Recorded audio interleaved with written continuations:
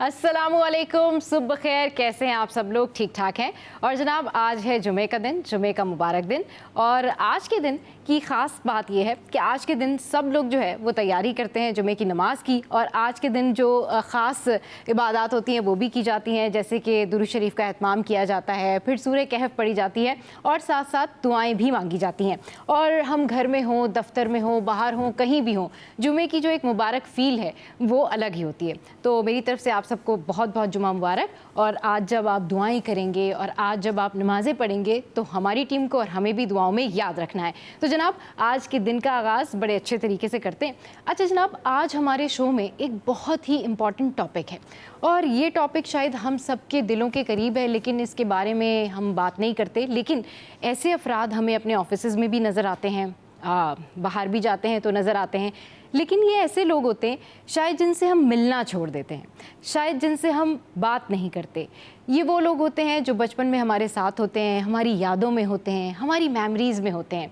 ये होते हैं हमारे वो रिश्तेदार जिनके साथ हमने बचपन गुजारा होता है, जिनके साथ हम पले बड़े होते हैं, लेकिन किसी न किसी वजूहात की बिना पर हम शायद लड़ जाते हैं, कतई ताल्लुक़ कर लेते हैं, या फिर कुछ ख़ानदानी झगड़े होते हैं, कुछ जायदाद के झगड़े होते हैं, कुछ अना के झगड़े होते हैं, या फिर कुछ ऐसे झगड़े भी होते हैं कि जो झगड़े नहीं होते लेकिन हमारे लिए वो झगड़े बन जाते हैं।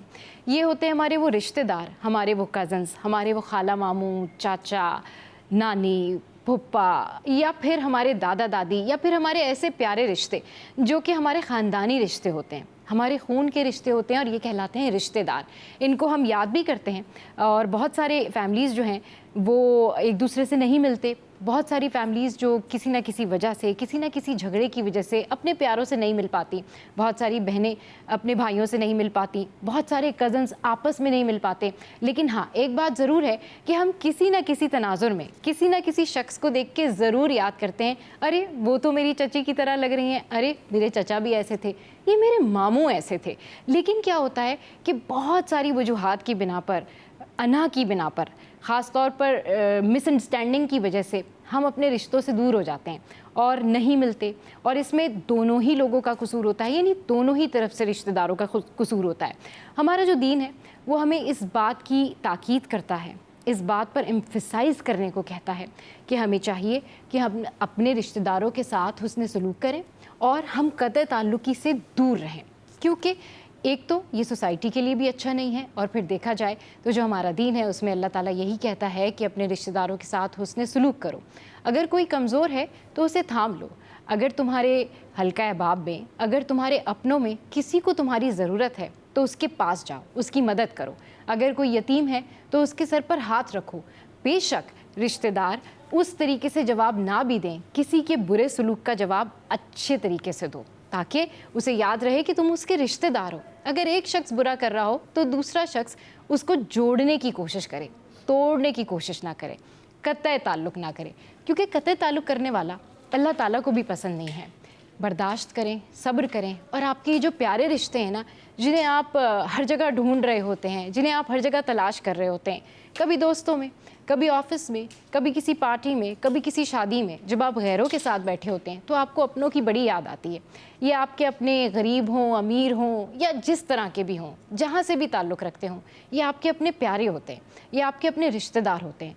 तो अगर किसी रिश्तेदार ने, किसी मामू ने, किसी खालू ने, किसी ताया ने, किसी चाची ने, किसी मामी ने, किसी फुप्पी ने अगर आपका दिल दुखा दिया है तो माफ़ करें, एक दूसरे को माफ़ करें, रिश्तों को जोड़ें। तोड़ने से कोई फ़ायदा नहीं होता, क्योंकि कतई ताल्लुकी हमारे दीन में भी बिल्कुल पसंद नहीं है। और आज हम ऐसी मौजू के ऊपर डिस्कस करेंगे, हमारे गेस्ट आएंगे जो इसकी मज़ीद अहमियत आपको बताएंगे। और मेरे अपने ख़्याल में भी कि हम कहीं ना कहीं इस बात से हमेशा उलझते ही रहते हैं कि हम फ़लाँ से नहीं मिलते हैं, हम फ़लाँ से नहीं मिलते। तो बड़े सब्र का मुजाहरा करें और थोड़ा सा बड़ा बने, तकब्बुर को दूर करें, अपनी अना को ख़त्म करें, फ़ासले मिटाएं, एक दूसरे की जो गलत फहमियाँ हैं, मिसअंडरस्टैंडिंग है, उनको दूर करें। अगर कोई आपके साथ अच्छा सलूक नहीं भी करता तो कोई बात नहीं, अल्लाह आपको कहीं ना कहीं से उसका अजर ज़रूर देता है, आपकी नेकियों का अजर देता है। जो अल्लाह के लिए जोड़ता है, जो अल्लाह के लिए लोगों को माफ़ कर देता है, जो अल्लाह के लिए ख़ानदानों को मिलाता है, अल्लाह उसको अजर देता है। तो आपने भी यही करना है, आज के दिन ये अहद करना है कि जितना हो सके अपने प्यारों से जोड़ने की कोशिश कीजिए, जितना हो सके अपने रिश्तेदारों से हुस्न सलूक करने की कोशिश कीजिए। और इसमें सिर्फ रिश्तेदार ही नहीं होते, आपके वो दोस्त भी होते हैं, आपका हल्का अहबाब भी होता है जो किसी ना किसी वजह से आपसे दूर हो जाता है। तो आज हम इस इशू के ऊपर भी बात करेंगे। इसके अलावा जनाब शो में बड़ी सारी ढेर सारी टॉप स्टोरीज़ भी हैं, और शो में इंट्रो में ऐसा कैसे हो सकता है कि ब्रेक पे जाने से पहले मैं आपको ब्यूटी टिप या हेयर्स के हवाले से कोई अच्छी सी टिप ना दूं। तो जनाब मैंने सोचा कि 2-4 दिन से मैं आपको जो है ब्यूटी टिप्स भी दे रही हूँ, तो मुझे ना इंस्टाग्राम पे मैसेज आया कि आप हेयर्स के बारे में कुछ नहीं बता रही। तो कल भी मैंने हेयर के बारे में आपको बताया था, लेकिन एक और टिप कि अगर आप चाहते हैं कि आपके बाल जो हैं बहुत ज़्यादा हेल्दी रहें और टूट के जो गिर जाते हैं, यानी टूट रहे होते हैं, झड़ रहे होते हैं, उससे महफूज रहें, तो आपने चावल का जो पानी है, यानी जो राइस वाटर है, वो लेना है और उसको अपने बालों पर अप्लाई करना है, और फिर उसके बाद आपने अपने बालों को वॉश कर लेना है। डेफिनेटली जब आप ये कंसिस्टेंसी के तौर पे करेंगे तो आपके बालों का रिजल्ट अच्छा आएगा, बाल चमकदार होंगे और आपको फील होगा कि आपके बाल जो हैं वो गिरना बंद हो गए हैं। तो ये तो थी जी आज के लिए टिप। इसके अलावा एक और टिप भी मैं आपके साथ में जो है वो शेयर कर देती हूँ, और ये टिप है कि जिन लोगों को लगता है कि उनका वज़न बड़ा बढ़ रहा है और उनकी जो हेल्दी रूटीन है वो उतनी हेल्दी नहीं है, तो वो खजूर का इस्तेमाल बढ़ा सकते हैं। नाश्ते में भी खजूर खा सकते हैं, और खजूर के इस्तेमाल से आपकी जो एपेटाइट है वो बड़ी फिट रहती है, आपको ज़्यादा भूख भी नहीं लगती है और आप फिट एंड फाइन महसूस करते हैं, एनर्जी भी आपकी मेंटेन रहती है। तो जनाब ये सारी बातें आज मैंने आपसे की। वैसे तो ढेर सारी दिल की बातें होती हैं जो कि आपसे करनी चाहिए, लेकिन दिल की बातों से एक और बात याद आई कि दिल के मामला, जी हाँ, जो लोग हेल्दी नहीं रहते उनके दिल के मामलात भी बिगड़ जाते हैं और वो किसी न किसी हादसे का शिकार हो जाते हैं। ऐसे में जिस तरह से इमरजेंसी में लोगों को ट्रीट किया जाता है, क्या वो ट्रीटमेंट ठीक है? इस हवाले से भी बात करेंगे। सीनियर रिपोर्टर्स हमें ज्वाइन करेंगे शो में, उनसे टॉप स्टोरीज डिस्कस करेंगे। तो आपने कहीं नहीं जाना, हमारे साथ रहना है। Stay with us, keep watching City at 10।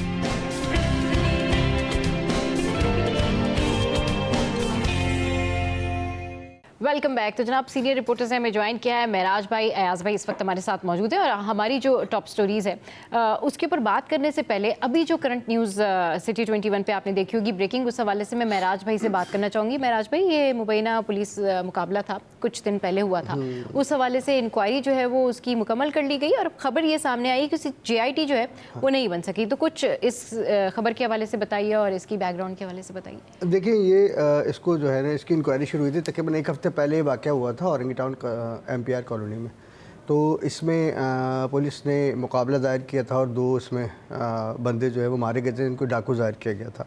बहरहाल उसकी तफ्तीश चल रही थी, तो उनके अहल खाने ने इल्ज़ाम लगाया, जो दोनों मरने वाले नौजवान थे, कि हमारे जो बच्चे थे वो डाकू नहीं थे और उसमें इंक्वायरी की जाए इस पूरे वाक़े की। तो उस पर SSP साउथ हैं साजिद अमीर सद्दुज़ई, उनको इंक्वायरी अफसर मुकर्रर किया IGSN की जानिब से। उन्होंने अपनी इंक्वायरी कंप्लीट की है कल गुज़िश्ता रोज़, और इसमें इस मुकाबले को उन्होंने सिर्फ मशकूक करार दिया है और इस पर JIT बनाने की सिफारिश उनकी तरफ से की गई। सही। और शवाहिद क्योंकि मुकम्मल तौर पे नहीं मिल सके, वरना एक अगर इंक्वायरी होती है तो उस इंक्वायरी के कंप्लीट होने का मतलब ये होता है कि या तो ज़िम्मेदार हैं पुलिस या ज़िम्मेदार नहीं है। तो इसमें दरमियानी राह निकाली गई मुबैना तौर पे, और इसको मशकूक करार देकर जो है इस पर JIT की सिफारिश करके उसको इंक्वायरी को कंप्लीट कर दिया गया। अच्छा। अब ये गुज़िश्ता रोज़ हुई है। अब जाहिर सी बात है, अगर किसी भी चीज़ की इंक्वायरी होती है और वो कंप्लीट होती है तो उसके बाद JIT बनने में कम से कम 2-3 रोज़ लगते हैं। ठीक। तो बहरहाल JIT बननी चाहिए इसकी, और बन भी जाएगी। तो अभी फ़िलहाल तो इशू ये है कि इसको मशकूक जो करार दिया गया है, तो इसमें बहुत सारी बातें, बहुत सारे सवाल रह गए। ठीक। कि भाई जब इंक्वायरी शुरू इस बात पर हुई थी कि पुलिस वालों ने अगर नौजवानों को बेगुनाह मारा है, कत्ल किया है, सही, तो उनके खिलाफ FIR के लिए लिखना चाहिए कि भाई उनके खिलाफ FIR दर्ज हो जाए। सही है ना? ये दरमियानी रास्ते अख्तियार क्यों किया गया, इसमें कौन से अवामिल हैं? क्योंकि जिसके घर में वारदात हुई है, जो मुद्दई है, वो भी ये कहता है कि ये डाकू हैं, इलाके के लोग भी बोलते हैं डाकू हैं, तो पुलिस भी कहती है डाकू हैं। ठीक है, उनके अहले खाने का इल्ज़ाम है कि बच्चे डाकू नहीं हैं। सही। ठीक है ना? तो अब इस पर एक इंक्वायरी पर सवाल ये उठता है कि इंक्वायरी को एक मुकम्मल और जामे होना चाहिए था, जो कि नहीं है।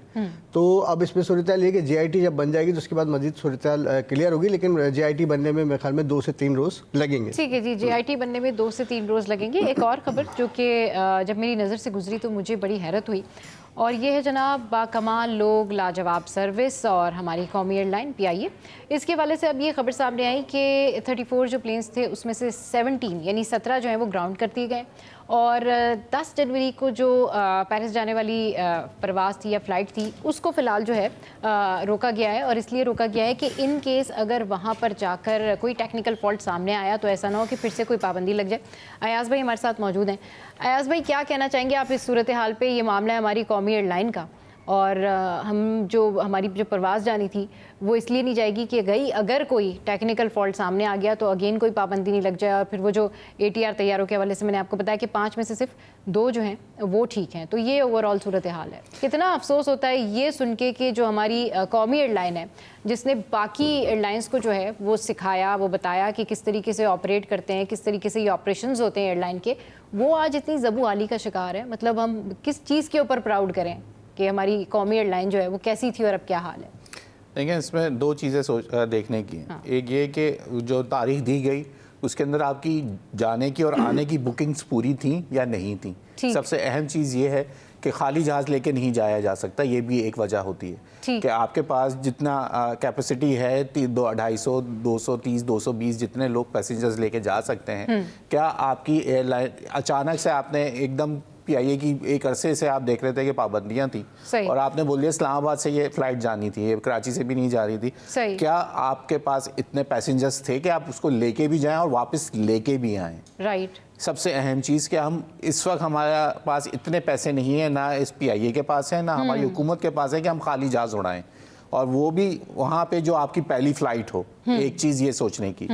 दूसरी चीज़ इसके अंदर ये सामने आती है, जो बात आप कह रही हैं कि जहाज़ हमारे फुली जो है वो फिट हो, फुली फिट हो और वो उसके अंदर कोई ऐसा चीज ना हो कि वहाँ पे जाए। कुछ में तो ऐसा है कि जो लैंडिंग गियर है, इंजन है, वो तक नहीं है। वो देखिए, वो बातें सबको पता है कि ये सब है इसके अंदर। हमारे साथ मसाइल हैं, हमारी एयरलाइन के साथ मसाइल हैं।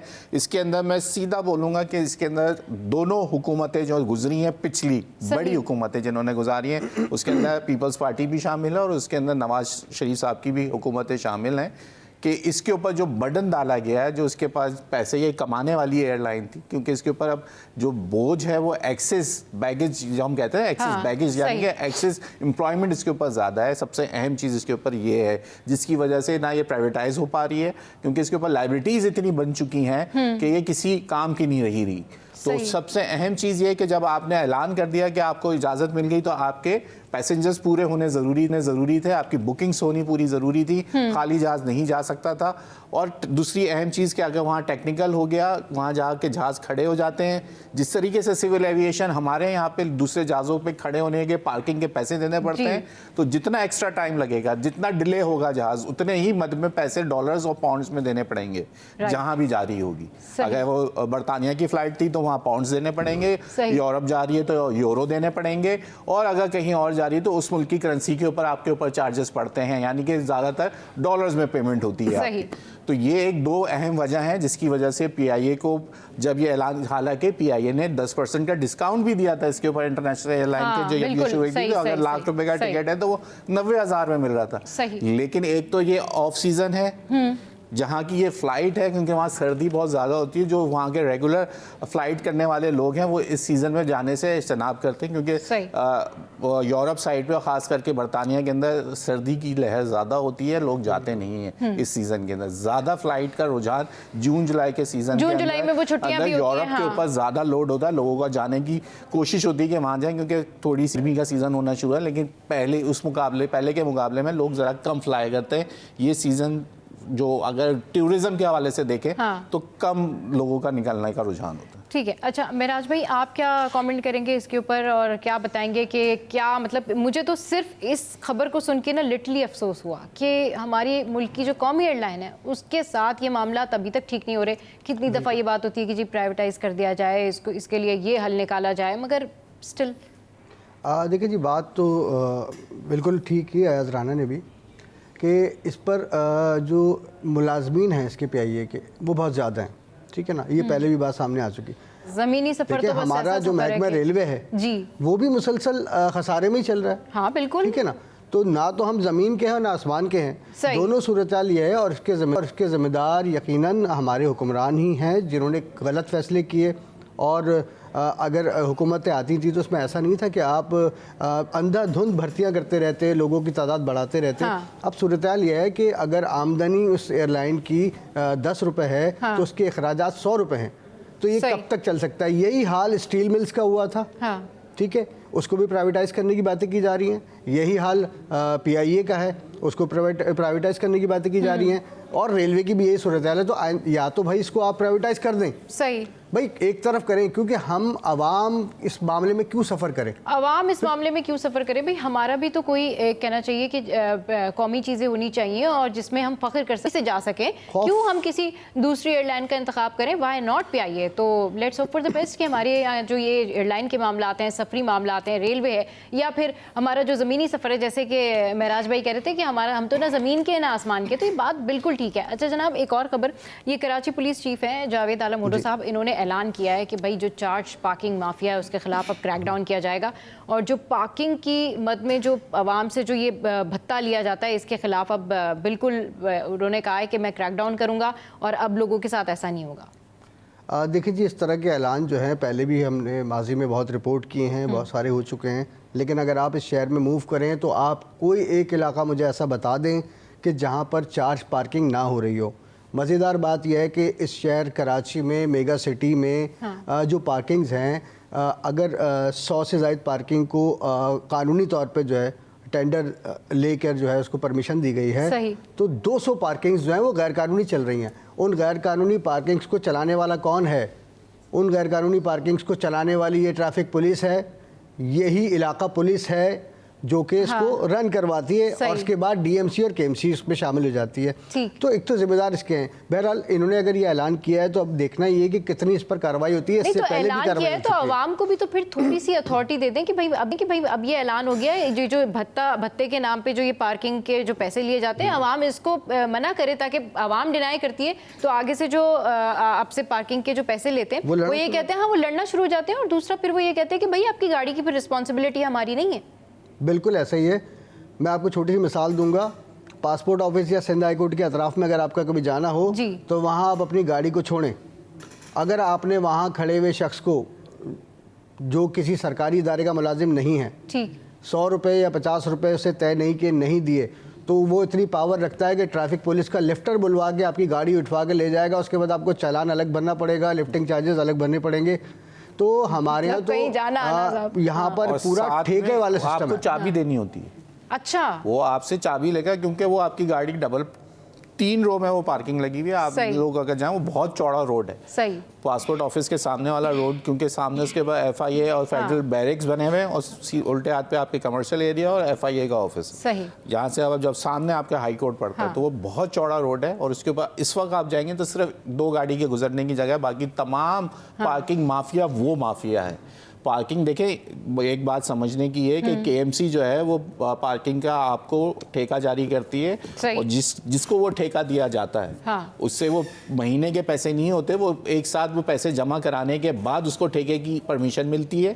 फिर वो पूरा साल या 6 माह के लिए वो पैसे उस 10-10, 20-20 रुपए लेके, जो कि उसको करने हैं 10 रुपए और 20 रुपए की पार्किंग की जगह जो 50 और 100 रुपए लिए जाते हैं। ओवर चार्जिंग है आपके यहाँ। जो KMC की ठेके वाली पार्किंग है वो ओवर चार्जिंग ली जाती है आपसे। दूसरी ये कि एक परमिशन के ऊपर, एक गली की परमिशन है तो वो 8 जगह पे अपने बंदे खड़े कर देते हैं। अगर उस रोड पे एक मखसूस उसका पास पॉइंट है तो उसी परमिशन के ऊपर वो उसी रोड पे, क्योंकि उस रोड का नाम लिखा होता है, तो वो जगह जगह जहाँ पे भी आपको, आप एक स्टोर कोई खोलें जहाँ पे पब्लिक का फुटफॉल बढ़ जाएगा, वहाँ पे चार्ज पार्किंग KMC वाला आके खड़ा हो जाएगा, क्योंकि उसके पास उस रोड की एक परमिशन मौजूद होगी, तो वो ये समझता है कि पूरा रोड मैंने ले लिया।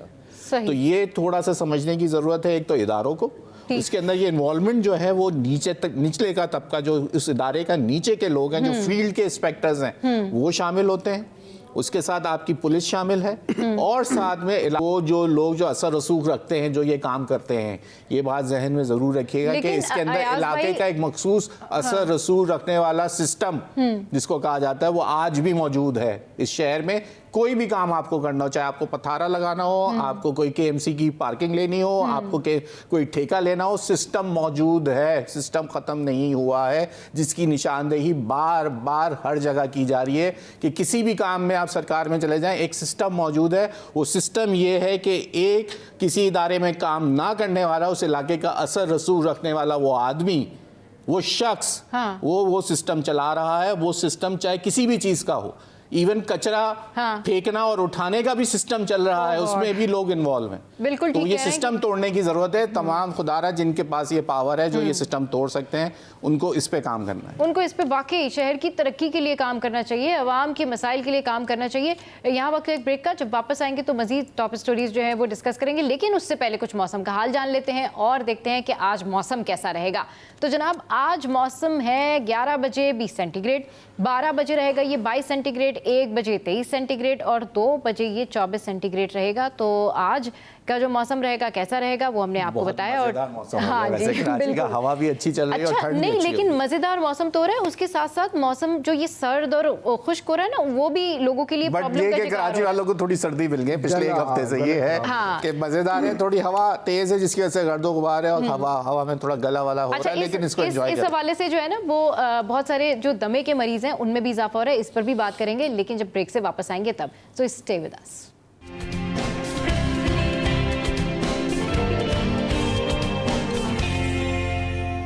Welcome back. तो जनाब, वापस जाने से पहले हम मौसम की बात कर रहे थे और मौसम की बात करते करते हम सर्द और जो खुनकी है उसके हवाले से डिस्कशन कर रहे थे। अयाज भाई, महराज भाई हमारे साथ मौजूद है। तो मुझे एक जो है ना वो स्टैट्स और रिपोर्ट भी याद आए कि इस मौसम में जो दमे के मरीज़ हैं, जिनको एस्मा है या फिर जिनको दीगर प्रॉब्लम है, फेफड़ों से रिलेटेड डिजीज़ है, उन लोगों में बड़ा इजाफा हो रहा है। और उसकी वजूहात ये हैं कि कचरा जिस तरीके से सड़कों पर होता है वो जलाया जाता है, हवा के अंदर जितनी पोल्यूशन है और जो सफाई के नाकिस इंतजामात हैं, इस वजह से कई लोग बीमार हो रहे हैं और डॉक्टर्स के पास जा रहे हैं। और जो पल्मोलॉजिस्ट हैं वो यही कहते हैं कि भाई ये लोग जब आते हैं तो इनकी इतनी मयारी आबो हवा है ही नहीं, जिसकी वजह से लोग बीमार हो रहे हैं। तो एक तो ऑलरेडी पोल्यूशन, फिर कचरा, फिर उसको जलाना भी, मतलब छोटे बच्चे जा रहे हैं वहाँ से गुजर के स्कूल के लिए और वहीं पे कचरा जल रहा है, वहीं वो खांसते हुए जा रहे हैं, ना उन्होंने मास्क इस्तेमाल किया हुआ है, तेज़ हवाएं चल रही हैं, वही कचरा उड़ रहा है, वही इनहेल कर रहे हैं। तो ये तो हमारे कराची शहर की सूरत हाल है। अयाज भाई, आप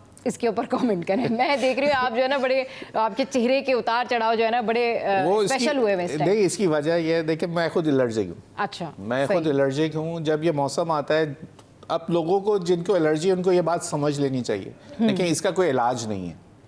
मैं बहुत अरसे से इसके ऊपर एहतियात कर रहा हूँ। इसकी एंटी एलर्जी खा रहे हैं, वो जो हम खाते हैं जैसे ही खाते हैं सो जाते हैं। एंटी एलर्जी का एक बड़ा ये मसला है, लेकिन आपने मास्क का इस्तेमाल करना है। ये सीज़न आपके लिए, क्योंकि आपका ये जब सर्द मौसम, गर्म सर्द से पहले वाला सीज़न, ये तेज सर्दी पड़ने से पहले जो ये हमारे कराची का मौसम जो है ना, सुबह गर्मी रात ठंड, और जब ये और पसीना ज़्यादा आना और आप एकदम एसी के सामने और जब मौसम बदल रहा होता है, तो एलर्जी वाली की तो तबाही वहीं से शुरू हो जाती है। सही। जो एस्थमेटिक लोग हैं, जिनको दमे का मसला है, वो उनके लिए तबाही जो है वो सितंबर अक्टूबर ड्राई सीजन है। जितना ड्राई होता जाएगा उतना प्रॉब्लम बढ़ती जाएगी।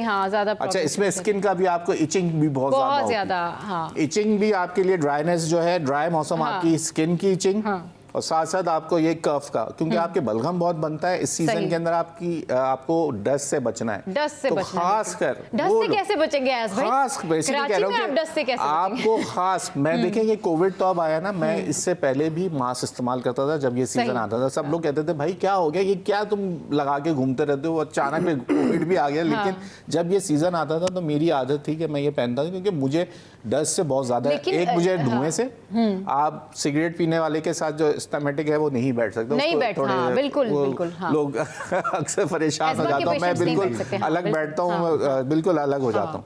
मैं माजरत, कहीं बंद जगह होती है तो मैं गाड़ी में कोई पीता तो मैं माजरत करता हूँ कि भाई आप इस सिगरेट को फेंक दें। ये बड़ी अच्छी आदत है और ये बड़ी वरना आप उतर जाएं या मैं उतर जाता हूँ, आप सिगरेट पहले पी लें, फिर मैं कोई भी अगर जो ड्राइवर हज़रात हमारे साथ होते हैं या दिन भर में जिसके साथ बैठते हैं, तो मैं पहले बोल देता हूँ कि ना मैं पीता हूँ ना मुझे उनके साथ मैं बैठ सकता हूँ। तो ये आपको आदत बनानी पड़ेगी। हाँ, वो सही। खास लोग जिनको पता होना चाहिए कि हम एलर्जिक हैं, हम एस्थमेटिक हैं, हाँ। तो उनको खास कर अपनी चीज़ों का एहतियात जो है ना इसके अंदर, इसके अलावा और कोई नहीं है, वही, हाँ, क्योंकि क्योंकि मौसम हमारे हाथ में नहीं है, मौसम हमारे एहतियात हाथ में भी आपके नहीं है, हाथ में। और हमारे यहाँ सफाई का भी खास ख्याल नहीं रखा जाता, कचरा जगह जगह है, आबो हया मयारी नहीं है, तो इसलिए हमें ही अपना ख्याल खुद रखना होगा। महराज भाई, आप क्या कमेंट करेंगे इसके ऊपर, क्योंकि हम तो परेशान हो चुके हैं कि ये कचरा कराची से कब साफ होगा, ये मामलात कब बेहतर होंगे। चलें जी, आप मिट्टी ही साफ कर दें, स्कूलों के बाहर से तो कचरा उठा लें जहाँ छोटे बच्चे जा रहे हैं और वो वहीं से गुजर के जा रहे हैं।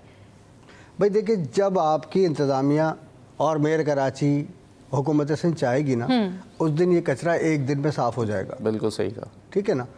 जब मुबैना करप्शन के मामलात पर थोड़ा सा कंट्रोल करने की कोशिश की जाएगी तो ये कचरा एक दिन में साफ़ हो जाएगा। कचरे का मौजूद होना, कचरे का जलना, तमाम मसाइल से जो लड़ रहा है वो आम शहरी है, यानी सही। कि हम और आप हैं। ठीक। ठीक है ना। हमें फील्ड में निकलना है, काम करना है, बिल्डिंग में आग लग गई है, फायरिंग हो गई है, कुछ भी हो गया, सही। हम तो वहाँ जा रहे हैं। ठीक है ना। अब जैसे कि एक आम बच्चा स्कूल जाते हुए उन मसाइल का शिकार हाँ। है, इसी तरह जो बड़े अपने बेचारे कामों पर निकल रहे हैं बाहर, वो भी इसी मसाइल का शिकार हैं। जगह जगह पे आग लगाई जाती है कचरे को। हाँ। अब ये मौसम, बाकी अयाज भाई ने कहा कि खुश्क और ड्राई मौसम है बिल्कुल। हाँ, तो अब ये गले की बीमारियां इस वक्त देखें, डॉक्टर्स के पास लाइनें लगी हुई हैं बिल्कुल वही कि तो ना, अगर कोई बीमार हो गई, डॉक्टर के पास पहुंच रहा है तो वो लाइन देख के परेशान हो रहा है कि यार मेरी बारी कब आएगी।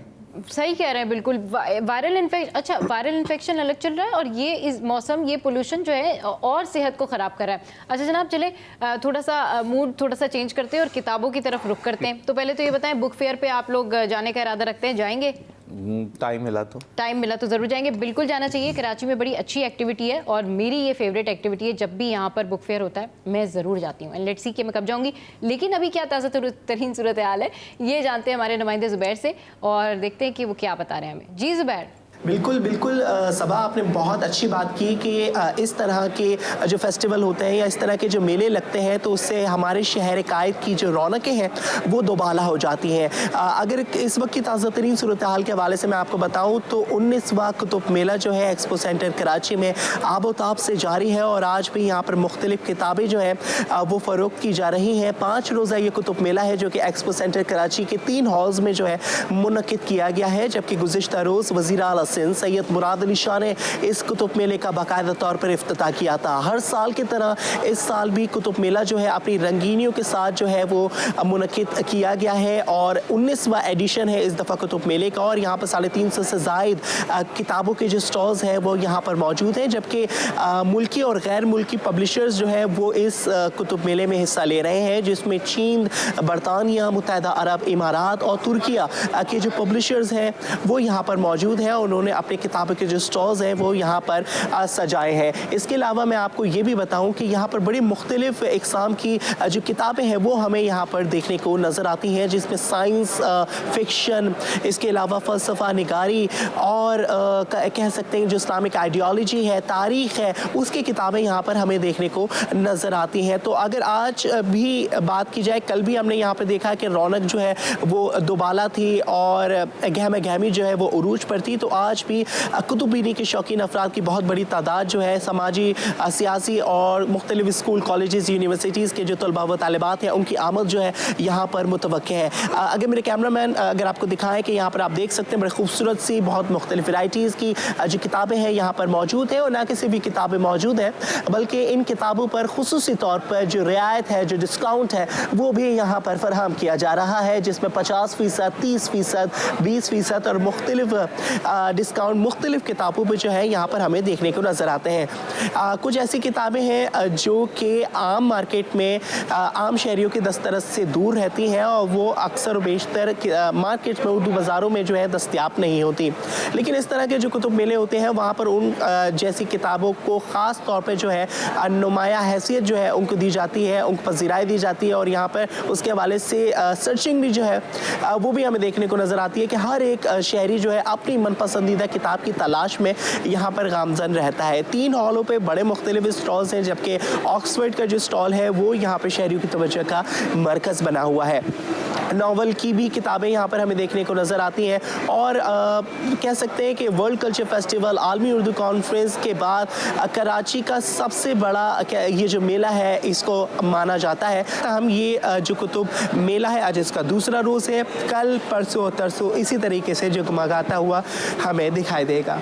जी चले जी, ज़ुबैर हमें अपडेट कर रहे थे और क्या ज़बरदस्त उन्होंने बताया। बिल्कुल मैं बहुत एक्साइटेड हो रही थी, कितनी सारी वहाँ पर बुक्स के स्टॉल हैं और ऑफ भी है, तो डेफिनेटली जो लोग किताब के शौकीन हैं, किताबों के शौकीन हैं, उन्हें ज़रूर जाना चाहिए। और ज़रूरी नहीं है कि आप बहुत सारी चीज़ें खरीद कर लाएँ, आपका विजन जो है वो खुलता है, मुख्तलिफ वहाँ पर लोग होते हैं, आपकी बातचीत होती है और एक कल्चरल एक्सचेंज भी होता है, मुख्तलिफ ज़बानों की वहाँ किताबें होती हैं और भी स्टॉल्स लगे हुए होते हैं, तो बड़ा एक हेल्दी एक्टिविटी है। अच्छा जनाब, जहाँ पर डेवलपमेंट की बात हो रही है, जहाँ पर हेल्दी एक्टिविटी की बात हो रही है, वहीं सिंध की सीनियर वज़ीर शर्जील इनाम मेमन जो है उन्होंने कहा है कि जी जो सरमायाकार हैं वो बड़े इंटरेस्टेड हैं और वो मेडिकल सिटी बनाने में कराची में या दीगर शोबों में जो है वो बड़े इंटरेस्टेड हैं। तो अब जो तरक्की है वो डेफिनेटली होगी और इस हवाले से उन्होंने मज़ीद ऐड ऑन भी ये किया कि अब जो ये हमारा शहर है इसके लिए तरक्की के दरवाजे खुल जाएंगे और स्पेशली जो चीनी सरमायाकार हैं वो बहुत इंटरेस्टेड हैं कि वो मिलकर यहाँ पर काम करें। तो इस हवाले से आप क्या ऐड ऑन करना चाहेंगे, आप क्या बताना चाहेंगे अभी? देखिए बिल्कुल, अगर चीनी सरमायाकार जो है दिलचस्पी रखते हैं, हाँ। लेकिन दिलचस्पी तो हमेशा से रही है सरमायाकारों की, हाँ। ठीक है ना। लेकिन जब भी तरक्याती कामों की जानिब देखा जाता है तो कहीं ना कहीं आके वो रुक जाते हैं, उनके डायलॉग्स ही रुक जाते हैं, फिर वो लेंदी प्रोसेस में चले जाते हैं, तो वो काम हो नहीं पाते। वरना कराची में तो सीधी सी बात है, चाइनीज़ कंपनी हो गई या हमारे मुकामी सरमायाकार जो हैं वो खुद भी इंटरेस्टेड हैं। बहुत सारे काम हैं ऐसे जो यहाँ पर कर रहे हैं और बहुत सारे कामों को प्राइवेटाइज़ करने की बहुत शदीद ज़रूरत महसूस हो रही है। सरमायाकारों का आना बहुत ज़रूरी है क्योंकि कोई भी चीज़ संभली हुई हमें नज़र नहीं आ रही। इस कराची में क्राइम, स्ट्रीट क्राइम के मामला ले लें तो कानूनी मामला संभलने में नहीं आ रहे। इसके बाद हमारे हाँ जो है वो जो बल्दियाती मसाइल हैं और वो जो हमारे बुनियादी वसाइल हैं वो हमें मैसर नहीं है। सड़कें टूटी हुई हैं, पानी हमारे पास है नहीं, गैस हमारे पास है नहीं, बिजली इतनी महंगी हो गई कि बंदा खुद को बेचकर जो है वो बिल पे करे। तो ये सारे मसाइल का हल ये है कि चाइनीज़ अगर कंपनीज़ अगर यहाँ पर इंटरेस्टेड हैं कराची में काम करने के लिए तो उनको स्पेस दिया जाए, उनको काम करने दिया जाए, तो थोड़ी सी ये फ़िज़ा तो पैदा होगी। एक कंपनी है के लिए, विजन के लिए, हाँ, अब एक की जगह अगर 3-4 कंपनियां होंगी तो कुछ तो आवाम के लिए कोई रिलीफ मिलेगा, कोई फायदा मिलेगा। देखो हुकूमत की जानिब से कोई रिलीफ नहीं मिलना, ठीक है ना, कोई खास सब्सिडी नहीं है हुकूमत सिंध की जानिब से। सही। तो भाई कोई दूसरा सरमायाकार आके अपना काम करे, उसमें वो बेचारा हमें सब्सिडाइज कर दे, हमें सब्सिडी दे, आवाम को सब्सिडी दे, तो ये बहुत अच्छी बात है। शर्जील इनाम मेमन साहब बहरहाल काम कर रहे हैं, ट्रांसपोर्ट के मामला पर भी बहुत अच्छा काम हो रहा है जो कि पाकिस्तान में कभी हुआ नहीं है और ख़ासतौर पर कराची में सफरी सहूलियात का शदीद तरीन फुकदान था जो आज काफ़ी हम बेहतर समझ रहे हैं और देख भी रहे हैं, नज़र भी आ रहा है हमें। मुख्तलिफ किस्म की बसेस के रूट्स जो हैं वो चल रहे हैं, पीपल्स बस सर्विस चल रही है, पिंक बस सर्विस चल रही है, इतनी सारी सर्विस शुरू हो गई। चले बहुत अच्छी बात है कि ये इस तरह से काम शुरू हुआ। कम से कम कराची की तरक्की के लिए सोचा जा रहा है और काम भी हो रहे हैं। अच्छा अयाज भाई, एक ख़बर, जिस तरह से अभी हम हेल्थ के इशूज़ के ऊपर बात करिए, पोल्यूशन है, ये सारे जो है ना मयारी आबो हवा नहीं है, वहीं पर आप देखें कि ख़याबान शहर में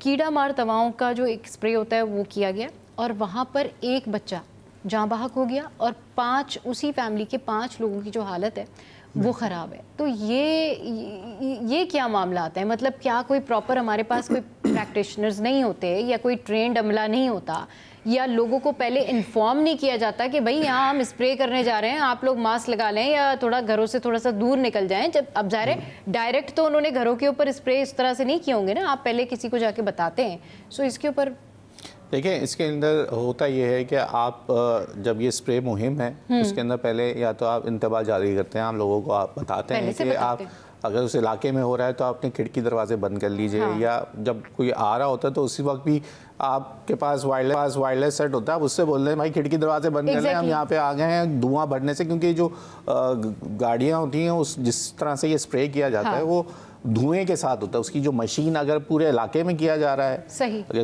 धुएं वाला जो सिस्टम है, जो आपकी एक मशीन होती है उसके अंदर आपका केरोसिन ऑयल यानी कि मिट्टी का तेल के साथ वो दवा मिला के, ताकि वो धुआं जो है वो जनरेट करती है। सही। तो वो जब डाला जाता है और वो अगर धुआं भर जाए तो उसकी वजह से दम घुटने से ये तमाम वाक़यात जो होते हैं इस तरह से पेश होते हैं। अच्छा, इसी तरीके का एक वाक़या हुआ था हमारे यहाँ, जिसके अंदर फेडरल लॉजेस जो थे उसके अंदर स्प्रे किया गया था। वो फैमिली आई थी और वो बच्चे का इंतकाल हो गया था। PWD के ज़रिए तमाम मुझे वो कसरे नाज का ये वाक़या था, जिसके अंदर ये वाक़या होता है कि कमरे में स्प्रे हुआ था और फैमिली आई और बच्चे का इंतकाल हो गया। तो ये ख़तरनाक चीज़ है। ये स्प्रे जो हैं ये जानलेवा होते हैं। और आप घर में भी अगर आपने कोई इस तरह मच्छर मारने की दवा या कोई और दवा का इस्तेमाल करते हैं और वहां से फिर आप चले जाते हैं करके, उसको टाइम चाहिए होता है। आप उसको 4 से 6 घंटे छोड़ दें, उसके बाद आप पंखा चला के उसको हवादार वेंटिलेशन कर दें, ताकि ऑक्सीजन लेवल जो है वो बरकरार हो जाए और उसके अंदर आप जाएं कमरे के अंदर। तो ये छोटे छोटे स्टेप्स होते हैं। अब देखेंगे, अब अच्छा काम करने भी जा रहे होते हैं तो वो बुराई गले आ जाती है। हमारे यहाँ ये बड़ा एक मसला हो गया। मतलब अब आप देखिए, हर एक अच्छा काम स्प्रे करने के लिए सोचा और भैया पहले आवाम को इन्फॉर्म कर दें।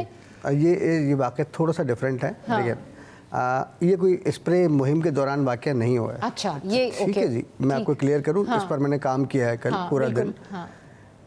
ये घर है एक बहुत बड़े अस्पताल के मालिक का, जो खुद भी डॉक्टर हैं। ठीक है।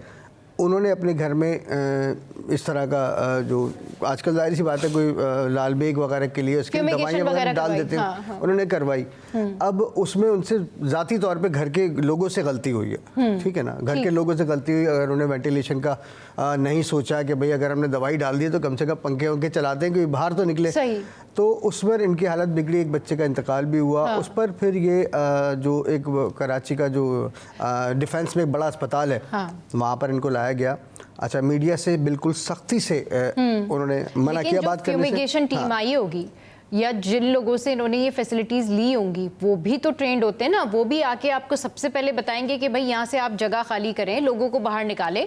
ये तो डिपेंड करता है वो जो लोग आपके घर में जा रहे हैं, स्प्रे के लिए जा रहे हैं या किसी फ्यूमिगेशन के लिए जा रहे हैं, वो टाइम बताते हैं आपको कि आप यहाँ से सारी प्लेसेस से जो आपके खाने पीने की चीज़ें हैं वो हटा लें यहाँ से। फिर आप यहाँ से 12 घंटे तक नहीं होंगे। कई ऐसे लोग होते हैं जो फ्यूमिगेशन करवा रहे होते हैं, तो पूरे फैमिलीज को वो 2 या 3 दिन के लिए कहीं शिफ्ट कर लेते हैं। प्रोफेशनल से फ्यूमिगेशन कराएंगे, 8 से 10 घंटे के लिए वो घर बंद करा के बाहर निकाल देते हैं। और वो दरवाजे खोलने के लिए मना करते हैं। वो ये कहते हैं, वो कॉन्ट्रैक्ट जो आप साइन करते हैं उसमें कहता है अगर आपने खोल दिया तो हम फिर जिम्मेदार नहीं होंगे। सही, वो चीज़ें सब लिखी होती हैं। अगर आप किसी प्रोफेशनल कंपनी से जब आप बात करते हैं, वो करके चले गए और आप उसके अंदर किसी को अंदर भेज दें तो वो तो फिर आपकी गलती है ना। मतलब इसमें बहरहाल गलती किसी की नहीं, एक इंसानी जान का इसमें लेकिन चले नुकसान हुआ है। इस हवाले से अवेयरनेस रखें कि कभी भी अगर आप इस तरह की कोई फ्यूमिगेशन या कोई स्प्रे करवा रहे हैं तो डेफिनेटली, अगर टीम आपको, जो आने वाली टीम है वो आपको नहीं भी बता रही है, तो आप खुद वहाँ से 12-13 घंटे के लिए मूव ऑन हो जाएं और वहाँ पर जो खाने पीने की चीज़ें स्पेशली वो भी वहाँ से हटा दें। तो ये आपकी सेहत के लिए भी और इस तरह के हादसा से बचने के लिए भी बेहतर है। जनाब, माल का हाल जान लेते हैं कि आज माल का हाल क्या है। जी जनाब।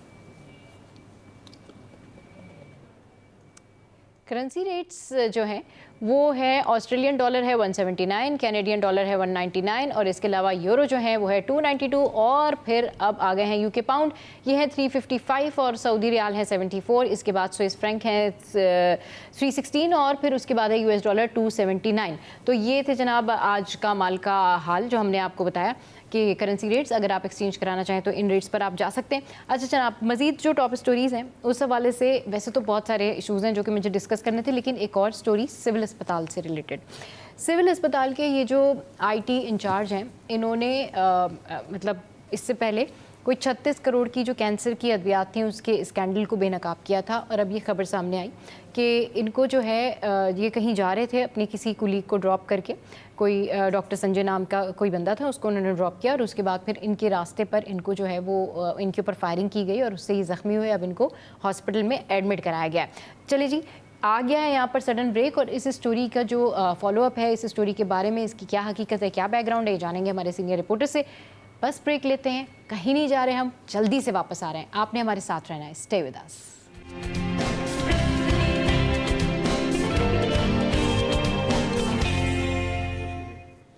Welcome back. तो जनाब, ब्रेक पे जाने से पहले मैंने आपको बताया कि सिविल हॉस्पिटल के जो आईटी इंचार्ज हैं उनके साथ ये हादसा पेश आया। जी महराज भाई, इस हवाले से आप क्या बताना चाहेंगे? देखिए जी, मलीर में ये वाक़या पेश आया था और फायरिंग हुई। 2 मुसल्लह मोटरसाइकिल सवार थे जिन्होंने फायरिंग की, जिसमें वो ज़ख्मी भी हुए हैं, उनको अस्पताल में ट्रीटमेंट दी गई है।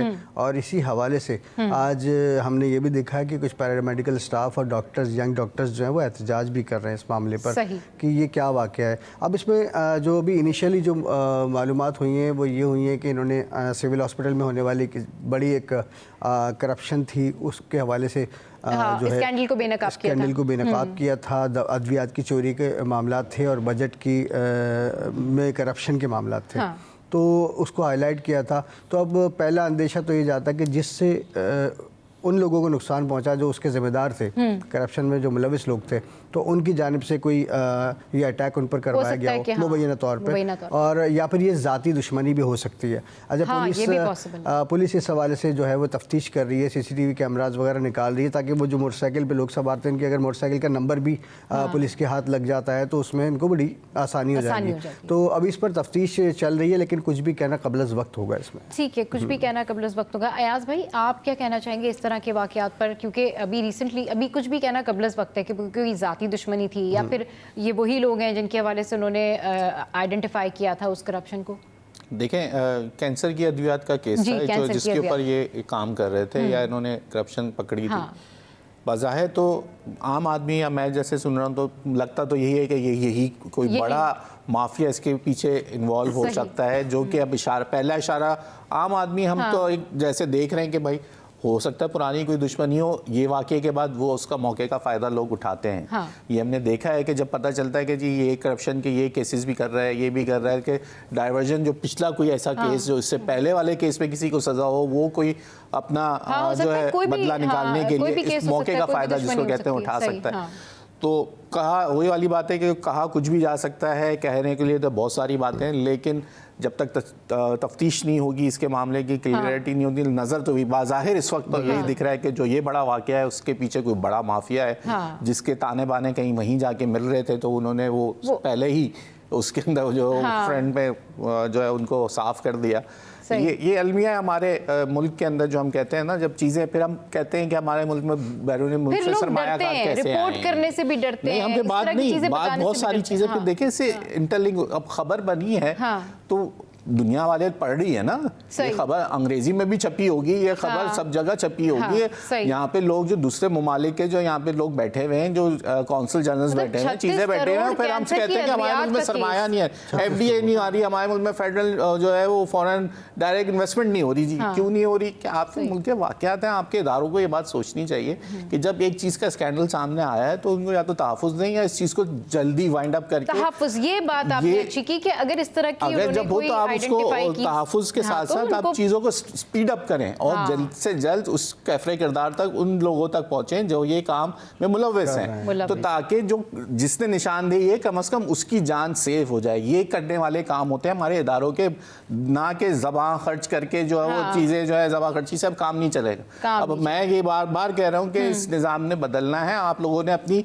सोच को, अप्रोच को, जो बैठे हैं जिनके पास ये पावर है, मैं बात सियासतदानों की नहीं कर रहा, हमारे मुल्क चलाने वाले इदारे हैं, जो इदारों के सरबराहान हैं, IG, DIG, इनके पास पावर है। उनको IG, DIG बनाया इसलिए जाता है, वो 20, 22, 21 ग्रेड, 20 ग्रेड के लोग हैं। आप नहीं काम करेंगे तो फिर कौन करेगा? रिटायर होने के बाद काम करेंगे? आप किसी इलाके कहीं के मोतसिब आला लगेंगे जब काम करेंगे? मतलब अगर आप काम करने का वक्त है जब आप सीट पे मौजूद हैं। ये होते हैं काम करने वाले। ये काम ये नहीं है कि आप इलेक्ट्रॉनिक मार्केट में गए और चार्ज पार्किंग के ऊपर आप एक बयान जारी कर दें कल जाके, बल्कि मेराज भाई से मैं ये भी डिस्कस करना चाहूंगी कि इस तरह का भी बयान सामने है कि कराची में जो मोबाइल चोरी हुए उनकी तादाद में कमी आई है, मतलब 8100 मोबाइल कम चोरी हुए हैं। इसके ऊपर जल्दी से कमेंट कर दें आप।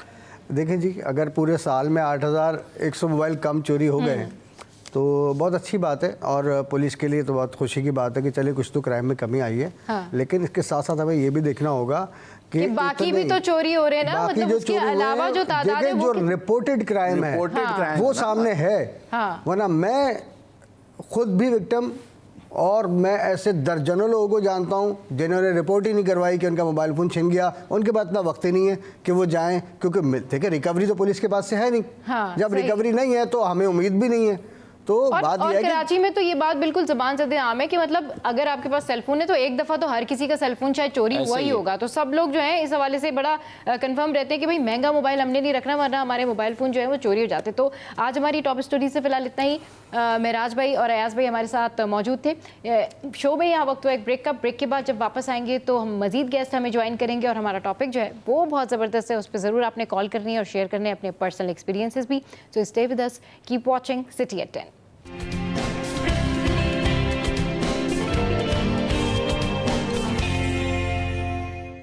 Welcome back. तो जैसा कि मैंने अपने इंट्रो में भी जिक्र किया था कि आज हम बहुत ही अहम इशू के ऊपर बात करेंगे और ये इशू हमारे जहनों में भी होता है, हमारे घरों में भी होता है, लेकिन हम इसके ऊपर बात नहीं करते या सोचते नहीं हैं या हम सोचना नहीं चाहते। ये है रिश्तेदारों से हुस्न सलूक करने का मामला और फिर जो लोग उनसे कतई ताल्लुक़ ही कर देते हैं, तो उसके ऊपर हमारा दीन क्या कहता है। इस पर बात करने के लिए हमें ज्वाइन किया है सईदा हिरा शिराजी ने, जो कि इस्लामिक स्कॉलर हैं। अस्सलाम वालेकुम, वेलकम टू द शो। और हमारे साथ मौजूद हैं डॉक्टर शाकिर खान, जो कि डिपार्टमेंट ऑफ इस्लामिक लर्निंग से हैं और ये जामा कराची से होते हैं। आपका बहुत शुक्रिया, आप शो पर आए। अच्छा, सबसे पहले आपसे शुरू करते हैं हिरा, कि हम देखते हैं कि हमारे माशरे में अब ये बहुत सिलसिला आम है कि भाई रिश्तेदारों से, हम तो रिश्तेदारों से मिलते नहीं हैं, हम तो रिश्तेदारों से बात नहीं करते। क्यों जी? वो रिश्तेदारों ने हमें इस तरह से कह दिया, वो हमारी जो फलानी है वो हमसे जलती हैं, उन्होंने हमें ये बात कह दी, हमें तो ये बात बुरी लगती है। ये एक आम रवैया है जो अब सब ने ये पैटर्न इख्तियार कर लिया कि जी हमारे रिश्तेदार जो है ना, वो तो हम तो अपने दोस्तों से मिलते हैं, हम तो अपने रिश्तेदारों से बात नहीं करते या हमारी उनसे बनती नहीं है। ये क्या रवैया है और इसके क्या नुकसानात हैं और हमारा दीन इस हवाले से क्या कहता है? आउज़ुबिल्लाहि मिनश्शैतानिर्रजीम, बिस्मिल्लाहिर्रहमानिर्रहीम। बहुत ही अहम नुक्ते की जानिब आपने जो है वो तवज्जो दिलाई। वाकई ये आजकल की जो है ज़रूरत है कि इस बात पे बात की जाए और ज़बान ज़द आम है ये अल्फाज जो आपने इस्तेमाल किए। परवरदिगार आलम ने जब इंसान को खल्क़ किया तो परवरदिगार आलम ने ख़ुद, ये रिश्ते हमने नहीं बनाए, ये परवरदिगार आलम ने बनाए, यानी माँ बाप बहन भाई और दीगर उनसे रिलेटेड जितने रिश्ते हैं। सिला रहमी के अंदर ज़ी रहम जो रिश्ते हैं, यानी हमारे ब्लड रिलेशंस, हमारे माँ बाप, हमारे दादा दादी, नाना नानी से जो रिश्ते चल रहे हैं, यानी उसमें आपके अगर ददेहाल की जानिब आप देखें तो फुप्पी, चाचा, ताया, ये सारे लोग, और ननिहाल की जानिब आप देखें तो मामू, खाला, ये सारे लोग और इनसे रिलेटेड सारे लोग। और सबसे पहले आपके बहन भाई। आजकल तो ये भी देखने में आ रहा है कि बहन भाइयों से भी ताल्लुकात जो है वो लोगों ने मुनक़ता किए हुए हैं। जिस तरह परवरदिगार आलम सूरह निसा की आयत नंबर 1 है, बिस्मिल्लाहिर्रहमानिर्रहीम, वत्तकुल्लाहल्लज़ी तसअलूना बिही वल अरहम। परवरदिगार आलम कह रहा है कि तुम अल्लाह से डरो। और इससे पहले परवरदिगार ने कहा कि दुनिया में ये जो जोड़े जनाब आदम अलैहिस्सलाम से हज़रत हव्वा अलैहिस्सलाम जो सलामुल्लाह अलैहा जो खल्क़ हुई, और उन्हीं से परवरदिगार आलम ने सारी उनकी नस्ल को आगे बढ़ाया और इसी तरह से जोड़े और रिश्ते ये परवरदिगार आलम के खल्क़ किरदा रिश्ते हैं। हाँ। तो हमें इनका एहतराम करना चाहिए। और फिर आयत में हम देखें परवरदिगार आलम कह रहा है कि अल्लाह से डरो। हाँ। अल्लाह से डरो जिसका वास्ता देकर तुम एक दूसरे से अपने हुकूक मांगते हो और अपने खूनी रिश्तेदारों से क़तई रहमी ना करो, उनसे अपने ताल्लुक़ को मुनक़ता ना करो। हम देखते हैं कि हदीस में, सही मुस्लिम में जिस तरह से मिलता है, 6518 हदीस का नंबर है कि परवरदिगार आलम के हबीब जो ताहा हैं, यासीन हैं, बशीर हैं, नज़ीर हैं, सिराज मुनीर हैं, अपनी ज़बानी वही तर्जुमान से इरशाद फरमाते, मन क़ता और रहम हूँ, कि जिसने क़ता रहमी की, क़ता अल्लाहु रहमतिही यौम यल्क़ा, जिसकी किसी ने क़ता रहमी की तो परवरदिगार आलम क़यामत के दिन उस पर से अपने रहम को मुनक़ते कर देगा, उस पर से अपने रहम को काट देगा। इसी तरह से हम देखते हैं कि सिला रहमी के लिए मिलता है कि जब परवरदिगार आलम ने सिला रहमी को खल्क़ किया तो परवरदिगार आलम ने सिला रहमी से कहा कि जो कोई तुझे जोड़ेगा मैं उसे जोड़ूंगा, जो तुझे काटेगा मैं उसे काटूंगा। तो हमें देखने की ज़रूरत है कि सिला रहमी पे ज़्यादा फोकस करें, न ये कि हम शक़ीउल क़ल्ब बन जाएं। ये जो हमारा दिल है, इसमें या तो दो बातें हो सकती हैं, या तो कीना हो सकता है या मदीना हो सकता है। क्या खूबसूरत। तो अगर कीना होगा जिस दिल के अंदर अदावत होगी, नफ़रत होगी, कदूरत होगी, वो उस दिल के अंदर, तो फिर वो मदीने वाले सरकार नहीं हो सकते ना। वहाँ तो फ़िरौन होगा, कारून होगा, शद्दाद होगा, हामान होगा। ये सारे लोग होंगे। आपने अपने दिल को मरकज़ बनाना है, मंबा बनाना है मोहब्बत का, उल्फत का, चाहत का, मवद्दत का। ये सारी चीज़ें अगर अपने दिल में पैदा करते हो, और हम देखें ना कि हम किस हस्ती के मानने वाले, जिनके लिए परवरदिगार आलम कलाम बलागत पे इरशाद फरमाया लक़द काना लकुम फ़ी रसूलिल्लाहि उस्वतन हसना, कि परवरदिगार आलम ने बेहतरीन उसवा, जो कायनात में जो कामिल तरीन उसवा है, सरकार रसूलुल्लाह सल्लल्लाहु अलैहि वसल्लम का है। और उन्होंने अपने किरदार से अपने आप को बनवाया। जिस तरह से कुरान दलील है रसूलुल्लाह की नबूवत पर, उसी तरह से रसूलुल्लाह का अपना किरदार दलील है उनकी अपनी नबूवत पर, जो इतने साहिब मौजज़ात हैं। यानी अगर दरख्त को बुलाएं, किसी से कहें कि दरख्त को कहो मेरे पास आ जाए, वो जड़ों समेत उठता हुआ आपकी बारगाह में हाजिर हो जाए। अंग्रेज़ों से कहें मेरा कलमा पढ़ो, तो कलमा पढ़कर दिखा दें। लेकिन इस मंजिल के बावजूद अपने किरदार से अपने आप को किस तरह से मनवाया है कि सिले रहमी आपकी ज़िंदगी में एक एक मकाम पर हमें नज़र आ रही है। तो अगर आज हम इश्क़ रसूल के दावेदार हैं, मोहब्बत रसूल के दावेदार हैं, तो हमें अपने रिश्तेदारों से सिला रहमी लाजमी जो है वो इख्तियार करनी है।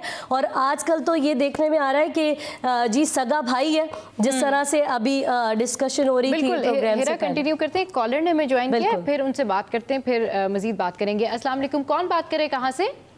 मुनव्वर अली, कराची फौजिया बाजार से। जी मुनव्वर, क्या कहना चाहेंगे?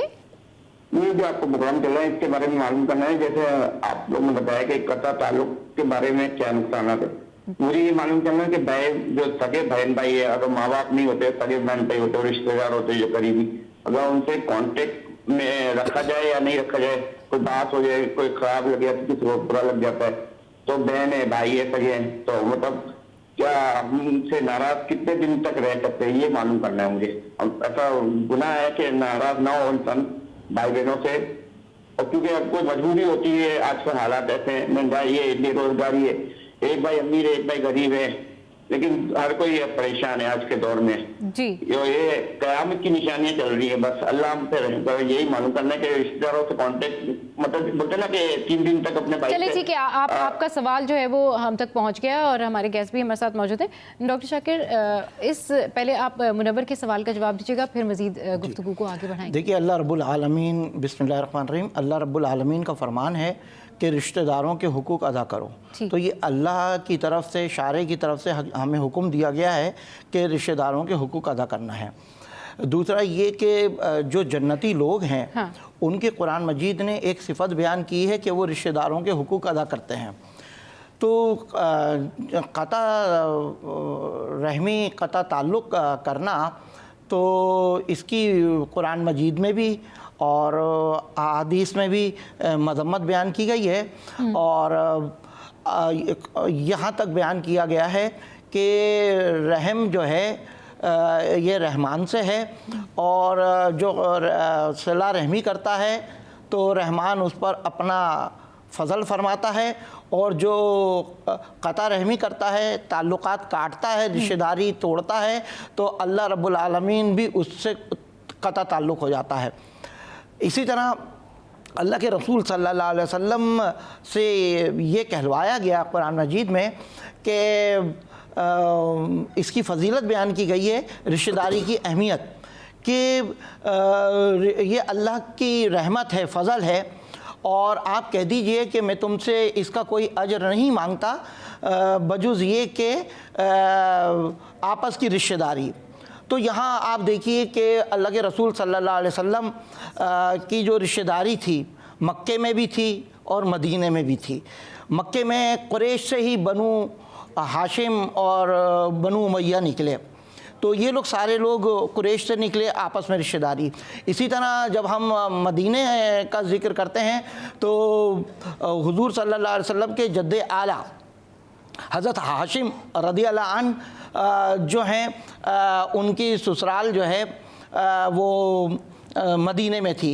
इसी तरह हुज़ूर के वालिद माजिद की जो ससुराल थी वो भी जो है मदीने में थी, यानी हज़रत हज़रत अब्दुल मुत्तलिब रज़ियल्लाहु अन्हु की ननियाल और रसूल अल्लाह सल्लल्लाहु अलैहि वसल्लम की ननियाल मदीने में थी। तो अल्लाह के रसूल सल्लल्लाहु अलैहि वसल्लम रिश्तेदारी को खूब अच्छे तरीके से निभाते थे और उसकी फजीलत बयान करते थे और लोगों को बताते थे कि क़ता रहमी के क्या नुकसान है, इससे अल्लाह रब्बुल आलमीन नाराज़ होता है।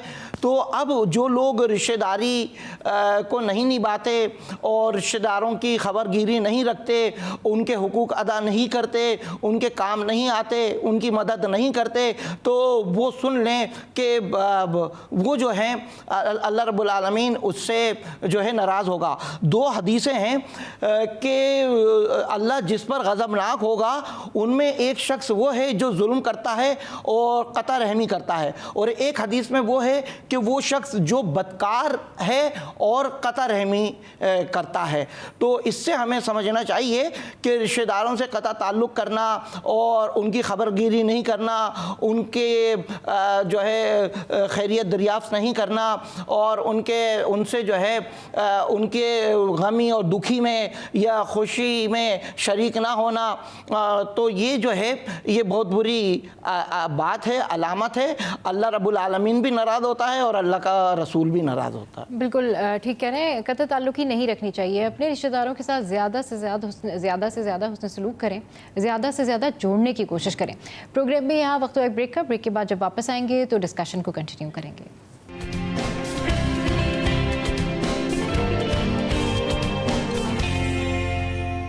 ब्रेक के बाद खुश आमदीद। हज़रत अबू हुरैरा रज़ी अल्लाह ताला अन्हु से मरवी है, आप हुज़ूर नबी करीम सल्लल्लाहु अलैहि वसल्लम की हदीस सुनाने बैठे तो फरमाया, मैं हर उस शख्स को जो रिश्तेदारों से ताल्लुक़ तोड़ता है मजबूर करता हूँ वो हमारे पास से उठ जाए। एक नौजवान उठा और अपनी फुप्पी के पास गया जिनके साथ काफ़ी सालों से बोलचाल नहीं थी, उनसे सुलह कर ली। फुप्पी ने पूछा, तुझे किस बात ने ताल्लुक़ जोड़ने पर मजबूर किया? तो उस नौजवान ने कहा कि मैं हज़रत अबू हुरैरा रज़ी अल्लाह ताला अन्हु की मजलिस में बैठा हुआ था। उन्होंने फरमाया कि मैं हर क़तई ताल्लुक़ करने वाले से कहता हूँ कि वो मेरी मजलिस में से उठ जाए। फुप्पी ने कहा, जाके उनसे पूछो कि उन्होंने ये बात क्यों की। जब हज़रत अबू हुरैरा रज़ी अल्लाह ताला अन्हु से पूछा गया तो आपने फरमाया कि हुज़ूर नबी करीम सल्लल्लाहु अलैहि वसल्लम ने फरमाया, बेशक उन लोगों पर रहमत नाजिल नहीं होती जिनमें कोई रिश्तेदारों से क़तई ताल्लुक़ रखने वाला हो। तो ये कितनी ज़बरदस्त बात जो कि हमें पता चली। हिरा, इस हवाले से आप मज़ीद क्या कहना चाहेंगे? अच्छा, एक तो ये बात है, फिर भाई ने जो सवाल किया था उसका भी उसका भी आप जवाब दें। जवाब देना चाहती हूँ कि ये सिर्फ हमारे मज़हब में नहीं, दीगर जितने भी अदियान और मज़ाहिब गुजरे हैं, परवरदिगार आलम ने उन सब को भी वईद की। ये कोई स्टोरीज़ तो नहीं है ना, ये खुदा की वईदें हैं। कुरान मजीद में जिस तरह से बनी इसराइल से परवरदिगार आलम इरशाद फरमाता, बिस्मिल्लाहिर्रहमानिर्रहीम, वइज़ा अख़ज़ना मीसाक़ा बनी इसराइल ला तअबुदूना इल्लल्लाह, सिवाय अल्लाह के किसी की इबादत नहीं करेंगे। वबिल वालिदैन एहसान, अपने वालिदैन के साथ हुस्न सलूक करेंगे। वइताई ज़िल क़ुरबा, और अपने रिश्तेदारों से हुस्न सलूक करेंगे, नेक सलूक करेंगे। अब जो लोग ताल्लुक़ तोड़ देते हैं, जो बात मैं कर रही थी कि जो भाई ने भी सवाल किया कि जब ये इस तरह से हो जाता है ना कि 3 दिन गुजर गए, महीनों गुजर गए, फिर सालों गुजर गए और नौबत इस हद तक आ जाती है जब आप बोलचाल किसी से बंद कर देते हैं तो फिर नफ़रतें जन्म देती हैं। जब आप अपनी बात को डिस्कस नहीं करते, आप बात नहीं करते, तो ये भी देखने में आता है कि जी एक ही बहन भाई हैं, सगे बहन भाई हैं, और दीगर रिश्तेदारों को आप छोड़ दें। हम देख रहे हैं एक ही गली में कोने पे भाई का घर है और सगा भाई ऐलान कर रहा है कि जब मैं मर जाऊं तो मेरे जनाजे में वो आना नहीं चाहिए। और जालिम ज़माना, जालिम समाज होता भी यही है कि वो भाई, वो बहन भाई जो एक साथ जो है वो पले बड़े, खाया पिया, सोए उठे बैठे, हंसे खेले, साथ हंसते थे, साथ रोते होते थे वो आखिरी दीदार अपने भाई का नहीं कर रहा। क्यों? क्योंकि नफ़रतें उरूज पर हैं। हमें अपनी नाराज़गी की बहुत परवाह है, लेकिन परवरदिगार और उसके रसूल की नाराज़गी की परवाह नहीं है। हम देखते हैं अगर हम वाकई उनकी मोहब्बत का दावा करते हैं तो हमें अपने नबी से सीखना है, जो मुअल्लिम बन के कायनात में आए, जो सिखाने के लिए आए। हमें इमाम ज़ैनुल आबिदीन अलैहिस्सलाम से, अहले बैत अलैहिस्सलाम से सीखना है। इमाम ज़ैनुल आबिदीन अलैहिस्सलाम नमाज़ पढ़ रहे हैं, कानों में आपके आवाज़ आ रही है, अल आतश अल आतश अल आतश, मुझे प्यास लग रही है, मुझे प्यास लग रही है। उबैदुल्लाह इब्न ज़ियाद, आपके सगे भाई का कातिल, आपने एक मरतबा पानी दिया, प्यास नहीं बुझी, दोबारा पानी दिया, प्यास नहीं बुझी, तीसरी बार जब पानी दिया तो कहा कि शायद आप मुझे पहचाने नहीं हैं। तो वो फरमाते हैं कि अपने सगे भाई के कातिल को कौन भूल सकता है, लेकिन वो तुम्हारा ज़र्फ़ था, ये हमारा ज़र्फ़ है। रसूलुल्लाह सल्लल्लाहु अलैहि वसल्लम की मजलिस सजी और कायनात के नबी ताजदार अंबिया अहमद मुस्तफ़ा मोहम्मद मुस्तफ़ा सल्लल्लाहु अलैहि वसल्लम इरशाद फरमा रहे, मेरे भाई सुने, अगर आज की इस नशिस्त में जिन्होंने सवाल किया था, आपका भी काम हो जाएगा, मेरा भी काम हो जाएगा, आपकी पूरी टीम को इस बात का अजर मिल जाएगा। कोई एक शख्स अगर ये बात अपने पल्लू से बांध ले और सुन ले कि आपने बदला नहीं लेना, इस्लाम की ज़ीनत है माफ़ करना, नबी फरमा रहे हैं इस्लाम की ज़ीनत है माफ़ करना, आपने 3 मरतबा कहा तुम बदला नहीं लेना, माफ़ कर देना, बदला नहीं लेना, माफ़ कर देना, बदला नहीं लेना, माफ़ कर देना। एक शख्स उठा कहता है, या रसूल अल्लाह मैं बदला नहीं लूँगा फिर तो मैं मिट्टी हो जाऊँगा, मैं खाक हो जाऊँगा, मेरी तो सेल्फ रिस्पेक्ट ही कोई नहीं होगी, शैतान मुझे बहकाएगा, मुझे भड़काएगा, तुम तो मिट्टी हो गए हो, तुम खाक हो गए हो, तुम्हारी इज्जत ही कोई नहीं है, तुम तो बदला नहीं लेते। तो आपके नबी ने कहा तुम बदला नहीं लेना, माफ़ कर देना, इज्जत कम पड़ जाए मुझ मोहम्मद से ले लेना। क्या बात है, क्या बात। तो हम ये सोचें कि हम किन हस्तियों के मानने वाले। हज़रत इमाम मूसा काज़िम अलैहिस्सलाम इरशाद फरमाते हैं कि जो कोई तुमसे ताल्लुक़ तोड़े तुम उससे ताल्लुक़ जोड़ो, जिसने तुम्हें कभी कुछ ना दिया हो उसे तोहफे दिया करो, जो सरे महफिल तुम्हारी बुराई करे लोगों में बैठकर उसकी तारीफ़ किया करो।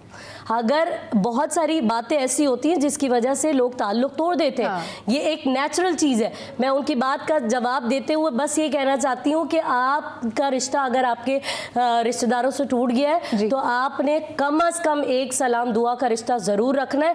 ये सारी बातें किसी से नफ़रत, हसद, जलन, बुग़्ज़ की वजह से कतई रहमी आप किसी सूरत ठीक कह रही है, कतई रहमी किसी सूरत नहीं करनी है और रिश्तेदारों से ताल्लुक़ आपने रखना है। ये आपके खून के, आपके ब्लड रिलेशनशिप होते हैं। कॉलर ने हमें ज्वाइन किया। अस्सलाम वालेकुम, कौन बात करे, कहाँ से?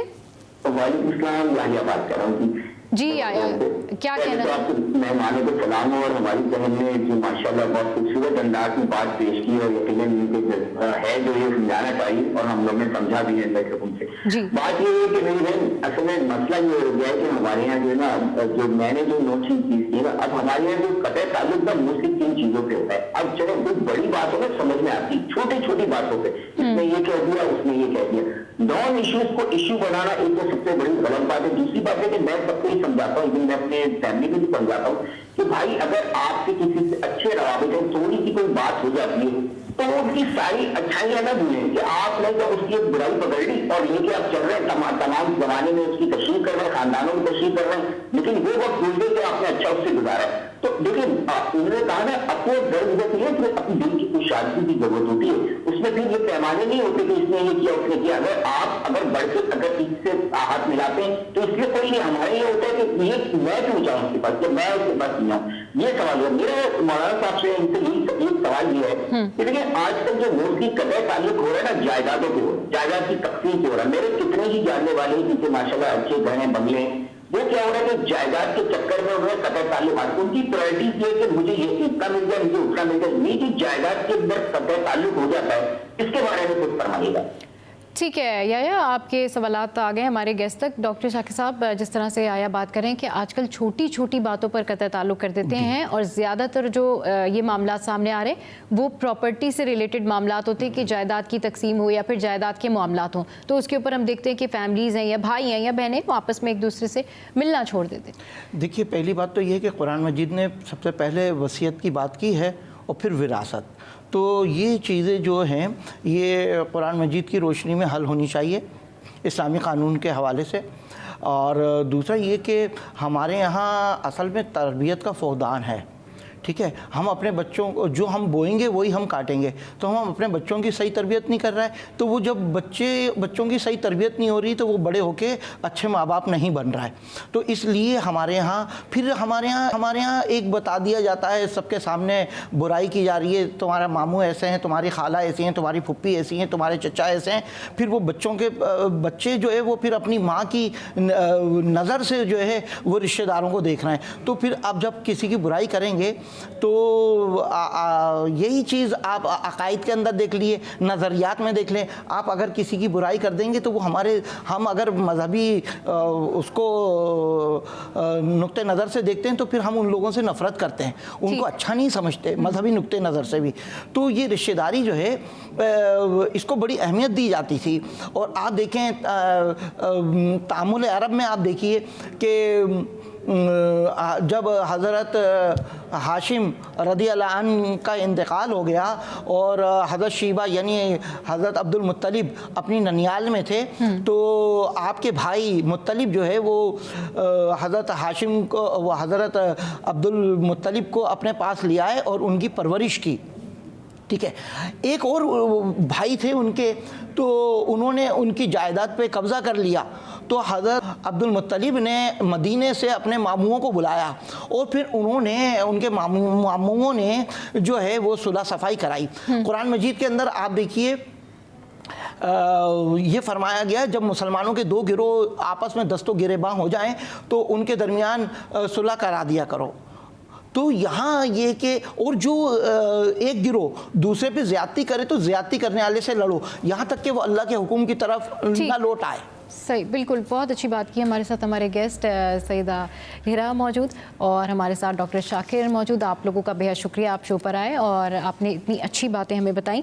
तो बात वही है कि क़त्अ ताल्लुक़ और रिश्तेदारों से इस तरह से दूरी इख्तियार करना किसी भी तरीके से ठीक नहीं है। और हमने आपको बताया कि इस हवाले से हमारा दीन क्या कहता है। तो कोशिश यही करें कि ज़्यादा से ज़्यादा हुस्न सलूक रखें और बर्दाश्त और सब्र तहम्मुल जो है वो अपने साथ रखें। बहुत सारे लोग जिस तरह से अभी हिरा ने बात की कि भाई बदला लेने पर भी आ जाते हैं, तो बिल्कुल बदला नहीं लेना, आपने अल्लाह पे तवक्कल करना है और अल्लाह के लिए लोगों को माफ़ कर देना है। शो में यहाँ वक्त तो एक ब्रेक का, ब्रेक के बाद जब वापस आएंगे तो फिर दीगर स्टोरीज़ के ऊपर बात करेंगे।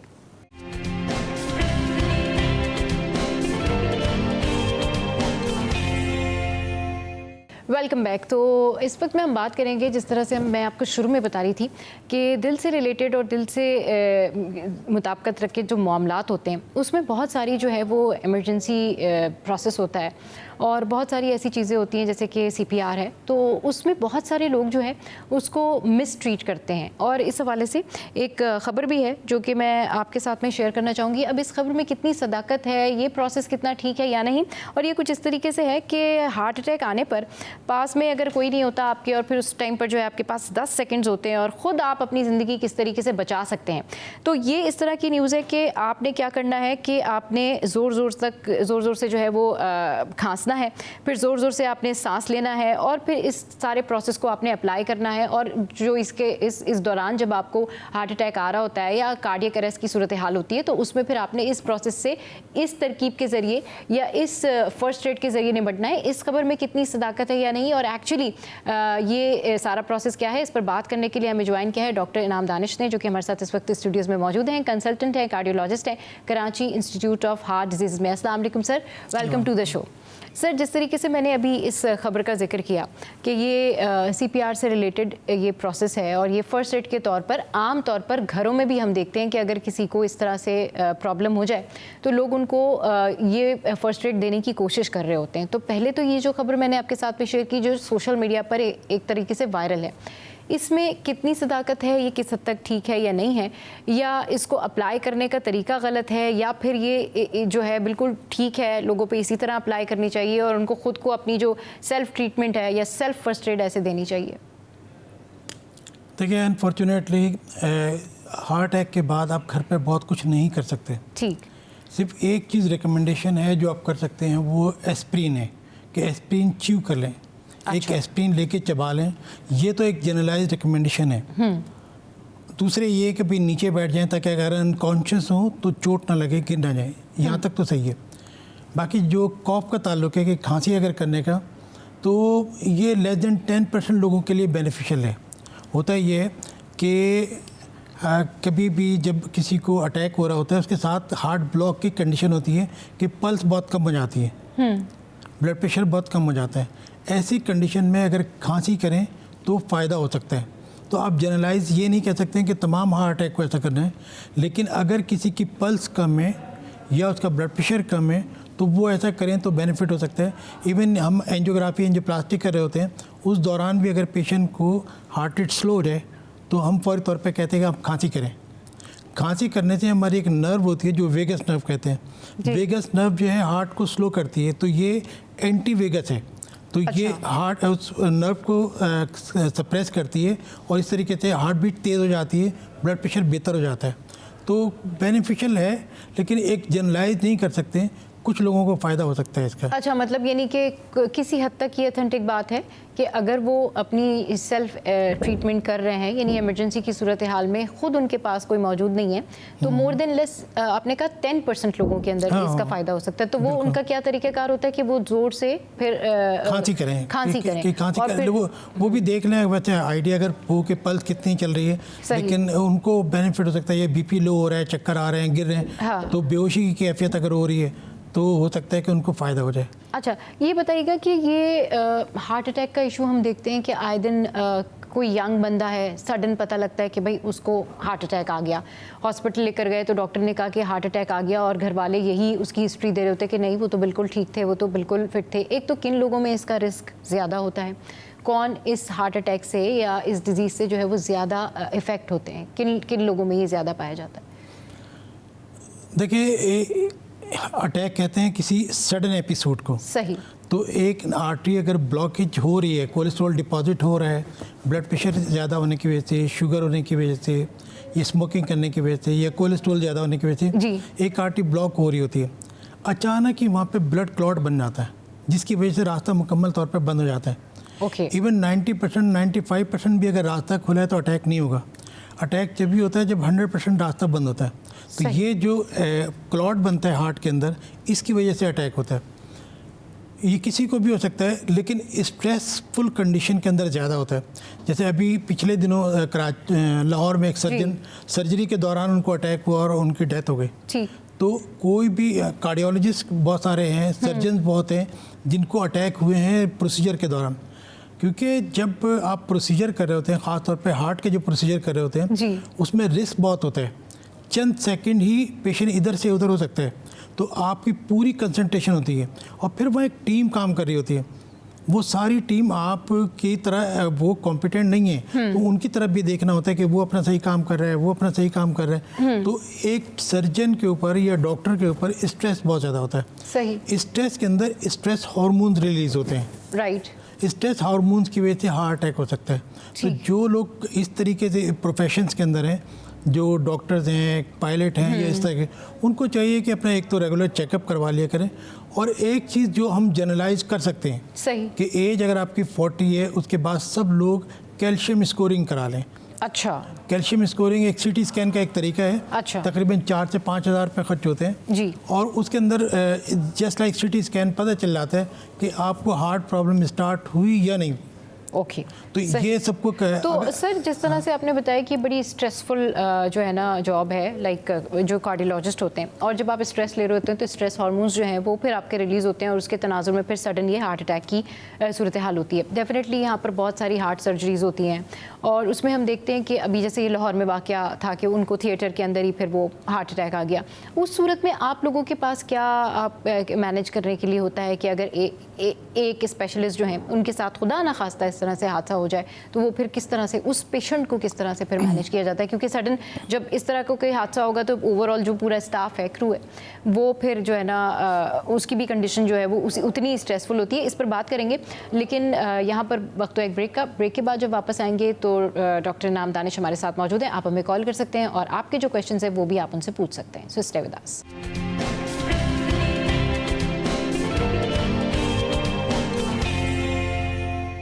Welcome back. तो सर, जिस तरह से मैं बात कर रही थी कि अचानक इस तरह से थिएटर में ये वाक़या पेश आया, तो उसके हवाले से आप लोग फिर क्या प्लान करते हैं? देखिए, एक तो डिपेंड ये करता है कि आप किस सेटअप में काम कर रहे हैं। एक जनरल हॉस्पिटल है जहाँ पे कार्डियक टीम भी है और सर्जन भी, बाकी सब लोग मौजूद हैं। तो कार्डियक टीम आपकी मौजूद है या नहीं है? दूसरी बात यह है कि वो मॉर्निंग टाइम है, इवनिंग है, नाइट है, इसके ऊपर भी डिपेंड करता है। ज़्यादातर प्रोसीजर मॉर्निंग में करने चाहिए जब बाकी तमाम टीम्स होती हैं। इवनिंग में करने का नुकसान ये होता है कि लोग बहुत कम होते हैं, कि आपको हेल्प कम मिलती है। तो कोशिश ये करनी चाहिए कि अगर कोई इमरजेंसी ट्रीटमेंट सर्जरी नहीं है तो इवनिंग में ना करें, नाइट में ना करें, मॉर्निंग में करें। उसमें आपको टीम की हेल्प ज़्यादा मिल सकती है, ज़्यादा लोग मिल सकते हैं। हमारे एक दोस्त के साथ ऐसा ही हुआ कि वो भी कार्डियोलॉजिस्ट थे और ड्यूरिंग प्रोसीजर एंजियोप्लास्टी के दौरान उनको अटैक हुआ।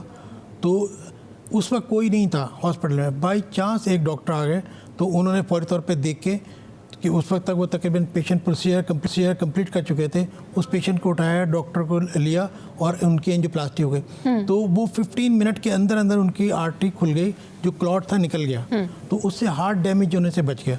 तो ये तो एक ब्लेसिंग है अल्लाह ताला की तरफ से कि आपकी टीम मौजूद हो और वो तमाम फैसिलिटीज़ हो। बिल्कुल। अब रिसेंट आपको करंट जो है ना वो इंस्टेंट ट्रीटमेंट मिल जाए। अच्छा सर, एक आम जो कॉमन कंप्लेन होती है डॉक्टर्स की तरफ से भी और पेशेंट्स की तरफ से भी यही बात की जाती है कि जी किसी को हार्ट अटैक हुआ तो वो लेट हो गए हॉस्पिटल पहुंचने में, और फिर उस तरह से वो इलाज या ट्रीटमेंट नहीं हो पाया, या ओवरकम कर सकते थे, या और अच्छा ट्रीटमेंट हो सकता था, नहीं हो सका।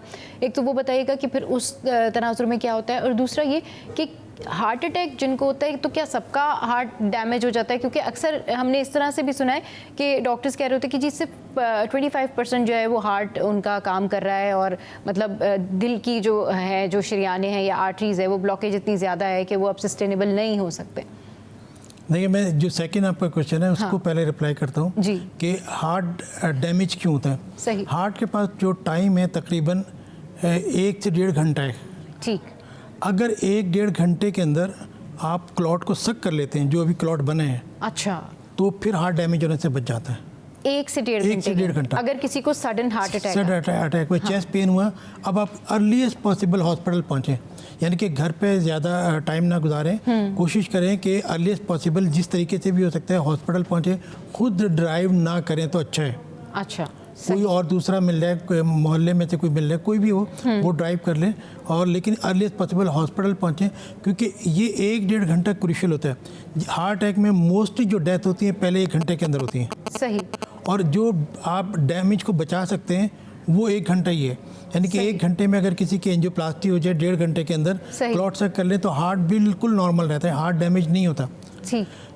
जो लोग लेट पहुंचते हैं जी, हॉस्पिटल से लेट आए, या जिस जगह गए उस हॉस्पिटल में एंजियोप्लास्टी नहीं हो सकती थी, या इंजेक्शन नहीं दे तो सकते सर थे। ये जिसको हार्ट अटैक आया है या उसको फील हो रहा है कि मेरी कंडीशन कुछ ख़राब हो रही है, उसको क्या साइन एंड सिम्टम्स होते हैं? उसको कैसे पता चलेगा कि नहीं ये फ़ौरन से वो ये जज कर ले या जान ले कि नहीं ये मुझे हार्ट अटैक हो सकता है? इसकी क्या? देखिए, इसमें 2 तरह के लोग हैं। एक वो है जिन्हें पहले से रिस्क फैक्टर मौजूद है, ठीक है। यानी कि डायबिटिक पेशेंट एक्सपेक्ट करता है कि किसी वक्त भी इसको अटैक हो सकता है। ठीक। हाई ब्लड प्रेशर का पेशेंट को एक्सपेक्ट करना चाहिए कि किसी वक्त भी अटैक हो सकता है। स्मोकर है, ठीक। कोलेस्ट्रॉल है, या फैमिली में अगर हार्ट, तो उनको ये एक्सपेक्ट करना चाहिए कि ये ऐसा हो सकता है। ठीक। अगर ऐसा हो तो हमारा प्लान क्या होगा, हाँ। कैसे हॉस्पिटल पहुंचेंगे, कौन से हॉस्पिटल जाएंगे, ये सारी चीज़ें उनको मालूम है। बाकी जो कैटेगरी है सडन अटैक की, उसमें भी ये कि कोई ना कोई रिस्क फैक्टर तो होता है। इवन जो डॉक्टर साहब हैं उनके ये हुआ है, तो स्ट्रेस के अलावा रिस्क फैक्टर कोई होगा उनको तो। अच्छा, रिस्क फैक्टर लाइक फर्ज करें, बहुत सारे लोग इस तरह से भी कहते हैं कि अगर आपको एंजाइनल पेन आ रहा है तो आपके जो उल्टे हाथ में है वो बहुत ज़्यादा दर्द हो रहा है, तो ये इसकी सिम्टम है कि जो है ना वो आपको शायद हार्ट अटैक होने लग गया है, या फिर आपको एंजाइनल पेन आ रहा है। तो बहुत सारे लोग जो है इस बारे में भी सजेस्ट करते हैं। इनफैक्ट बहुत सारे डॉक्टर इस बात में बात करते हैं कि जी अगर if you are feeling pain in your left hand तो फिर आप हमारे पास आ जाएँ, या आप ECG, सबसे पहले वो ये होता है कि जी आप ECG करवा लें जाके। देखिए, आजकल जो लेफ्ट हैंड में पेन होता है, हाँ। इसकी सबसे बड़ी वजह तो मोबाइल है। अच्छा। जो जितना ज़्यादा लोग सोशल मीडिया यूज़ कर रहे हैं, मोबाइल यूज़ कर रहे हैं, और या कंप्यूटर यूज़ करते हैं, उससे नेक की एक पोजीशन होती है। जो ही आप नेक टेढ़ी करते हैं, नीचे की तरफ देख रहे होते हैं, तो नेक के ऊपर प्रेशर होता है, जिसे सर्वाइकल प्रॉब्लम कहते हैं। तो सबसे ज़्यादा पेशेंट तो हमारे पास इसके आते हैं। सही। कि जो आजकल मोबाइल और कंप्यूटर की वजह से, जो लोग बैंकर हैं, ऑफिस में काम करते हैं, वो आते हैं, या फीमेल्स हैं जो आमतौर पर वीडियो देख रही होती हैं घर पर, तो उनको लेफ़्ट हैंड में ये सबसे ज़्यादा होता है। अमूमन तो चेस्ट पेन होता है सेंटर ऑफ चेस्ट के अंदर। सही। लेकिन ये भी समझें 50% लोगों को होता है, बाकी 50% को एटिपिकल प्रेजेंटेशन होती है, यानी कि सिर्फ जॉ के अंदर पेन हो रहा है, सिर्फ नेक के अंदर पेन हो रहा है, सिर्फ शोल्डर में पेन हो रहा है, सिर्फ बैक में पेन हो रहा है, अच्छा। सिर्फ हाथ में पेन हो रहा है। अभी बल्कि एक तो पेशेंट इट इज़ नेसेसरी कि अगर ये कार्डियक अरेस्ट का इशू हो या हार्ट अटैक का इशू हो तो इसमें कहीं ना कहीं बॉडी में आपको पेन फील होता है, या फिर सांस फूलना शुरू होता है, शॉर्टनेस ऑफ फूलना ब्रेथ शुरू होती है, या पेल्पिटेशन होती है। Shortness of 3-4 breath, चीज़ें हैं, या तो कहीं ना कहीं पेन होता है, सही, या सांस फूलना शुरू हो जाता है, या फिर ये कि हार्ट बीट तेज हो जाती है, या पेशेंट बेहोश हो जाता है। अच्छा। तो ये कंडीशन है अमूमन जो अटैक को शो करती है। सही। अच्छा ये बताइएगा सर कि बहुत सारी जगहों पर हमने ये भी देखा है कि वो डाइट के हवाले से भी नहीं ख्याल रखते और उससे भी हार्ट डिजीज़ जो है वो इंक्रीज़ होती है। और सेकंड, जब इस तरह का सडन इंसिडेंट हो, मतलब कि कोई हार्ट से रिलेटेड पेशेंट जो है उसको ले जाया जा रहा होता है या फिर उसको वहाँ पर CPR दिया जा रहा होता है, तो देखने में यह आया कि बहुत सारे लोग उसको मिसट्रीट कर देते हैं CPR को भी, जिससे समटाइम्स हम ये देखते हैं कि ठीक है पेशेंट ठीक तो हो जाता है लेकिन हो सकता है उसका कुछ रिब का कुछ डैमेज हो जाए या फिर उसको उस तरह से ठीक से CPR नहीं दिया गया। तो थोड़ा सा ये बताइएगा कि एक्यूरेट CPR देने का जो एक जनरल तरीका है वो क्या है, क्योंकि लोग शायद वो कहते हैं ना कि इतना जो है ना वो आपने स्ट्रेस करना है, फिर वो आपने 2 दफ़ा वो ब्रीदिंग देनी है, तो ये क्या है? एक तो जनरलाइज आपको जनरल पब्लिक के अंदर करना है कि अगर हाँ। किसी को कोई भी पेशेंट बाहर रहते हुए अचानक अनकॉन्शियस हो गया, आपने देखा कि पेशेंट अनकॉन्शियस है, आप हिला के देखते हैं उसको, देखते हैं कि रिस्पॉन्ड आ रहा है कि नहीं। ठीक। फिर यहाँ पे नेक के ऊपर पल्स आ रही है, सबसे अच्छी पल्स यहीं पे आती है, कैरोटिड कहते सही। हैं, वो फील करके देख लें। ब्रीदिंग को फील करें कि अपना कान जो है नाक के करीब ला के देखें कि ब्रीथ हो रहा है कि नहीं। सही। अगर देखते हैं कि नहीं, जस्ट लाइक डेड पर्सन है, तो फिर आप उसका CPR करते हैं बाहर ही। सही। और CPR का तरीका यही है कि पेशेंट को 30 टाइम प्रेस करें और सही। फिर 2 मरतबा ब्रीथ करा दें। और सही। ब्रीदिंग के अंदर भी ये करना होता है कि नेक को, हेड जो है वो पीछे की तरफ लेके जाएंगे सही। और चिन को ऊपर करेंगे ताकि जो अलाइनमेंट है हाँ। एयरवे की, हाँ। वो हो जाए, ज़बान पीछे बंद ना कर दे एयरवे को, और फिर उसके बाद आप उसको ब्रीथ करते हैं। और उस वक्त फौरी तौर पे कहते हैं किसी को कि आप जल्दी से एम्बुलेंस मंगवाएं, ये करें वो करें, उस वक्त तक CPR करते रहें।